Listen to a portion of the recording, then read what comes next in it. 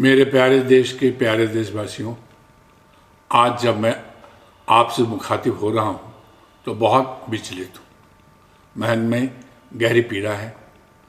Corona की महामारी ने समूची दुनिया में हिला कर रख दिया है। हमारे प्यारे देश भारत में भी यह तेज़ी से फैल रहा है। America, England, Italy, France, Spain जैसे देशों में इसका कहर काबू से बाहर हो रहा है। दुनिया में संक्रमित लोगों की संख्या लाखों में हो गई है। इससे मरने वालों की संख्या भी 1 लाख के पार हो गई है। अभी तक इसका कोई भी असरदार उपचार सामने नहीं आया है। हालात को देखते हुए हमारी सरकार ने 3 मई तक लॉकडाउन बढ़ा दिया है। लॉकडाउन का यह दूसरा चरण पूरे देश के लिए, देश में एक एक नागरिक के लिए बहुत ही महत्वपूर्ण है। इस लॉकडाउन में हमें कोरोना को काबू करना ही होगा। 3 सप्ताह के लॉकडाउन ने हमारे सामने अनेक कठिनाइयां पैदा की है। हमारा सामाजिक जीवन रुक गया है, हमारा आना जाना रुक गया है, उद्योग व्यापार बंद हो गए हैं, लोगों के सामने रोजी रोटी का संकट पैदा हुआ है, कमजोर वर्गों पर भारी मार पड़ रही है। लेकिन मनुष्य का जीवन इन सब से बड़ा है। जान है तो जहान है।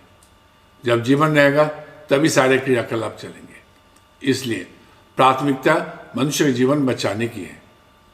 जो लॉकडाउन बढ़ाया गया है उसमें लोगों की परेशानियां बढ़ेगी। हमें परेशानियों को सहना पड़ेगा, कठिनाइयों को सामना करना पड़ेगा। जिंदगी बचाने के लिए इन कठिनाइयों को सहना ही एकमात्र उपाय है। हमारे पास कोई दूसरा रास्ता नहीं है। ये भी कहा जा रहा है कि अगर लॉकडाउन लागू नहीं करते तो हमारे यहाँ हालत बहुत ही बुरे होते। हम सबको ये समझना होगा कि कोरोना के विरुद्ध लड़ाई सिर्फ सरकार की लड़ाई नहीं है, ये संपूर्ण मनुष्य जाति की लड़ाई है। मनुष्य जाति के हर सदस्य की लड़ाई है। हमारी और आपकी लड़ाई है। इस लड़ाई में हर व्यक्ति सिपाही है। हर व्यक्ति कोई ना कोई जिम्मेदारी है। हर व्यक्ति कोई ना कोई भूमिका है। अगर हम सब ये मान लेंगे कि जो कुछ करना है वो सरकार को करना है, अस्पतालों और डॉक्टरों को करना है, पुलिस और प्रशासन को करना है, तो यकीन मानिए कि हम कोरोना के विरुद्ध लड़ाई हार जाएंगे। अगर हमें कोरोना को हराना है तो हमें भी स्वयं को एक सिपाही मानना होगा। हम जहाँ भी जैसे हैं वहाँ अपनी भूमिका निभानी होगी। अगर हमें थोड़ी कठिनाई हो रही है तो ये कठिनाई हमें सहनी होगी। एक बड़ी विपदा को टालने के लिए छोटी कठिनाई को सहने में ही समझदारी है। ये बेहद कठिन दौर है। इंसान खतरे में है, इंसानियत खतरे में है। मैं सभी से अपील करता हूँ कि कोरोना के खतरे को समझें।